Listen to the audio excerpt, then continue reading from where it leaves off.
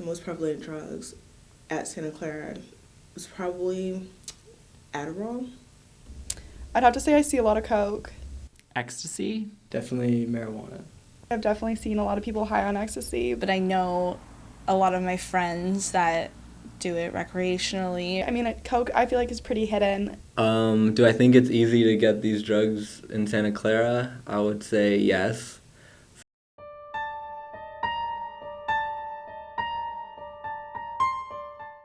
I mean, I dealt drugs at Santa Clara for almost 2 years. There's a huge problem. I mean, I've seen like some of my friends, they've dropped out of school, and like I've seen people like not become friends over like the smallest things. You see them losing weight, not eating right, and their food money for the week, they're just spending it on like cocaine. I saw like a bunch of kids were like doing it, and they had a bunch of money, and it was a lot more profitable.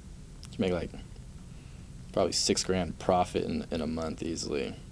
I had just had like money to blow.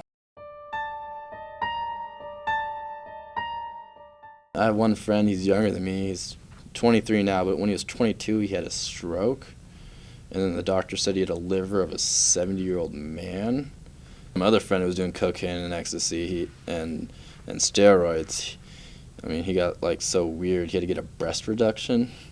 Each drug has its own particular dangers, and cocaine in general, we worry about, for example, seizures. Cocaine especially can have some really damaging short-term effects. Everybody responds to it differently, and what I'm concerned when somebody comes in with cocaine is any heart problems. The blood vessels around your heart constrict, and when that happens, you're not getting enough blood flow to your heart muscle, not enough oxygen to feed the muscle, and you can actually have a heart attack. I've seen the way they cut cocaine before, and it's really disgusting. Literally, he's sitting there blending it with caffeine powder, and then he starts like spraying, like, it looked like glass cleaner on it, like smelt it. It smelled like a mixture of 100% ammonia mixed with 100% alcohol, and he's like, I'm not going to tell you what it was because I'd paid a lot for the recipe, but if I left it in this glass cleaner bottle, it'll melt through the bottle.